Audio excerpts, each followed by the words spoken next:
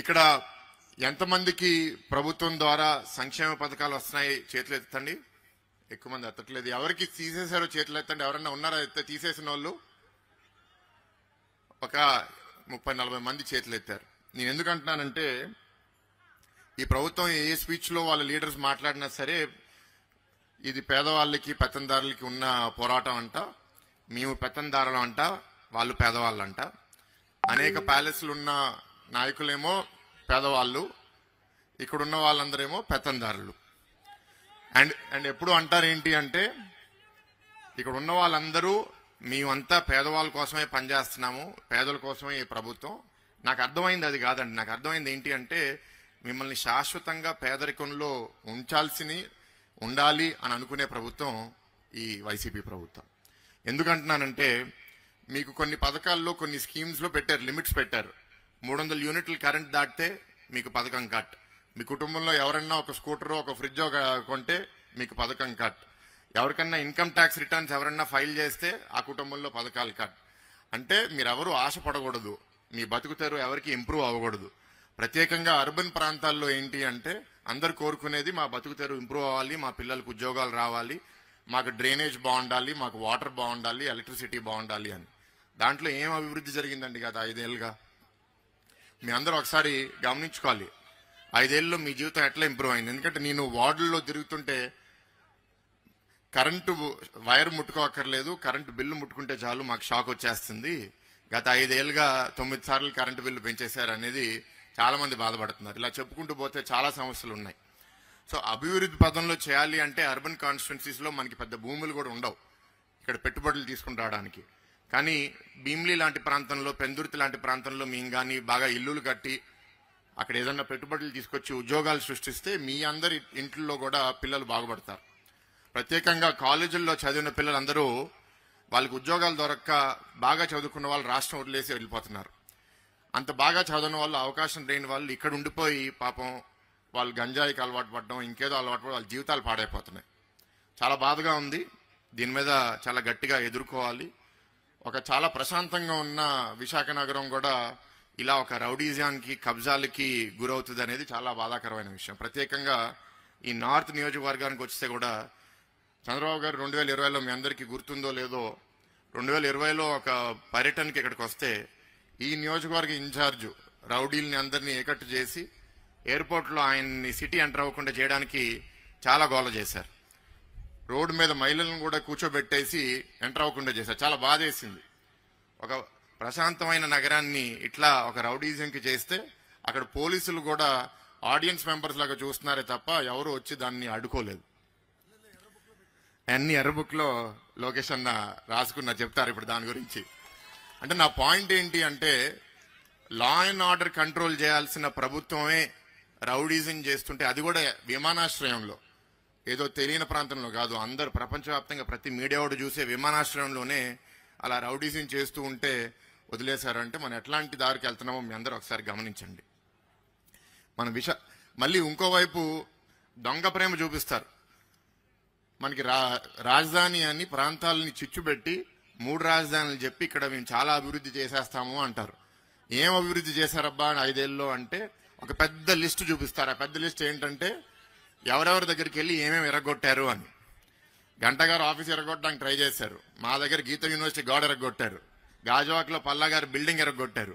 వాళ్ళ అభివృద్ధి కార్యక్రమాలు ఏంటి అంటే అందరు వెళ్ళి బిల్డింగ్లు ఎరగొట్టడం, కట్టడం అనేది ఏమీ లేవు. ఏదన్నా ఒకటి కట్టారు అంటే రుషికొండను గొరిగేసి అక్కడ వాళ్ళ క్యాంప్ ఆఫీస్ కట్టుకున్నారు వాళ్ళు. సో మీకు ఎట్లాంటి ప్రభుత్వం కావాలి, ఎట్లాంటి ప్రభుత్వం మనం తెచ్చుకోవాలనేది కార్యకర్తలు, జనసేన టీడీపీ కార్యకర్తలు బాగా ఆలోచించుకుని పనిచేయాల్సిన అవసరం ఉంది. జనాలు ఆల్రెడీ నిర్ణయం చేసుకున్నారు. కానీ కార్యకర్తల మీద బాధ్యత ఏంటి అంటే ఓటర్ వెరిఫికేషన్ అన్ని సరిగ్గా జరిగినాయా లేదా, అందరికీ వాళ్ళ ఓటు ఎక్కడుంది. ఎందుకంటే ఓటర్స్ ఆల్రెడీ నిర్ణయం చేసుకున్నారు కాబట్టి వాళ్ళని కన్ఫ్యూజ్ చేద్దాము, వాళ్ళ ఓట్లు ఒక బూత్ నుంచి తీసేసి ఇంకో బూత్లో పెట్టేద్దాము, ఫ్యామిలీ ఓట్లు కూడా ఒక ఇంట్లో ఉన్నా సరే 3 బూతుల్లో ఓట్లు పెట్టడం, ఇట్లాంటివన్నీ జిమ్మిక్స్ వాళ్ళు ట్రై చేస్తున్నారు. ఎన్ని చేసినా సరే ఇవాళ వాళ్ళకి ఓటమి తథ్యం. తప్పకుండా సరే తెలుగుదేశం ప్రభుత్వం తిరిగి వస్తుంది. ఇవాళ లోకేష్ అన్నకి మామూలుగా 3 మీటింగ్లు ఉన్నా సరే ఇవాళ 4 మీటింగ్లు పెట్టుకున్నారు. సో ఎక్కువసేపు మాట్లాడడం కాదు, సబబు కాదు. కాబట్టి ఒక్కటి ఇక్కడ ఉన్న కార్యకర్తలు అందరి తరపున లోకేష్ అన్నకి రిక్వెస్ట్ చేసేది ఏంటి అంటే, గత 15-20 ఏళ్లుగా మాకు ప్రతి ఎలక్షన్స్ కి ఇక్కడ ఎమ్మెల్యేనో ఇన్ఛార్జ్ మారడము, తెలుగుదేశం పార్టీ కూడా కార్యకర్తలు నిరుత్సాహపడటం, ఇబ్బందులు పడడం అనేది మేము చూస్తూ ఉన్నాం. నాకు అనేక సందర్భాల్లో వాళ్ళు చెప్పడం జరిగింది. లోకేష్ అన్న రిక్వెస్ట్ చేసేది ఏంటి అంటే, మనకి ఎలక్షన్ గెలుపు కోసం పార్టీ ఏ నిర్ణయం తీసుకున్నా సరే కార్యకర్తలందరూ పనిచేసి గెలిపించుకుంటాం. కానీ మిమ్మల్ని రిక్వెస్ట్ చేసేది బాధ్యత ఏంటంటే, లీడర్షిప్ ఎవరున్నా సరే మన కార్యకర్తలు ఇక్కడ బాగా డెవలప్ అయ్యి వాళ్ళకి కూడా ఒక నమ్మకం ఉండేటట్టు, ప్రత్యేకంగా నేను మాత్రం తప్పకుండా మీ అందరి కోసం ఉంటాను. ఎవరు ఎమ్మెల్యే ఎవరు ఇన్ఛార్జ్ అయినా సరే మీ అందరి కోసం నేను ఉంటాను. మీకు ఏ యాక్సెస్ ఉన్నా సరే, మీకు మీ ఎమ్మెల్యే దగ్గర న్యాయం దొరకపోయినా మీరు తప్పకుండా నా దగ్గర రావచ్చు. కానీ లోకేష్ అన్న సమీక్షలో మీరు చెప్పాలి కాబట్టి ఈ ఇష్యూస్ కూడా ఆయన నోటీస్కి నేను చెప్తున్నాను. ఈ కొద్ది మాటలతో నేను ముగిస్తున్నాను. Thank you. ఈ టెలిగ్రామ్ బాట్ ద్వారా ఇప్పుడు ఈ బాబు సూపర్ 6 కార్యక్రమం కూడా చేయాల్సిన బాధ్యత మీ పైన ఉంది. అప్పుడే ఎవరు పనిచేశారు ఎవరు పనిచేయలేదో మాకు తెలుస్తుంది.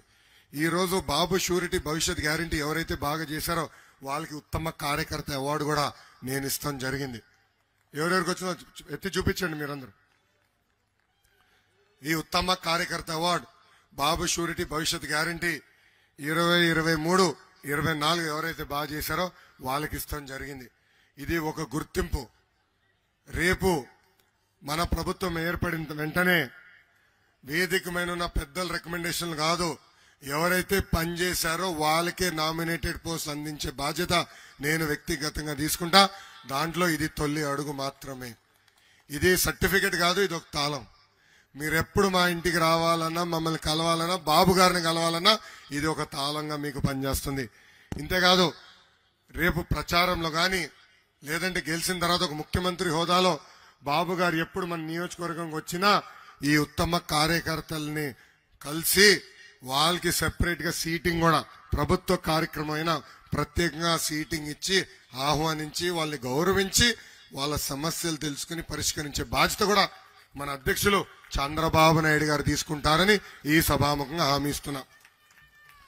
సీనియర్ జూనియర్ నేను గౌరవిస్తానండి, కానీ పనిచేసే వాళ్ళని ప్రోత్సహిస్తా. ఎవరు వాళ్ళ బూత్ లో బాగా పనిచేస్తారో, ఎవరు వాళ్ళ యూనిట్ లో బాగా పనిచేస్తారో, ఎవరు వాళ్ళ క్లస్టర్ లో బాగా పనిచేస్తారో వాళ్ళనే గుర్తించే బాధ్యత నేను తీసుకుంటా.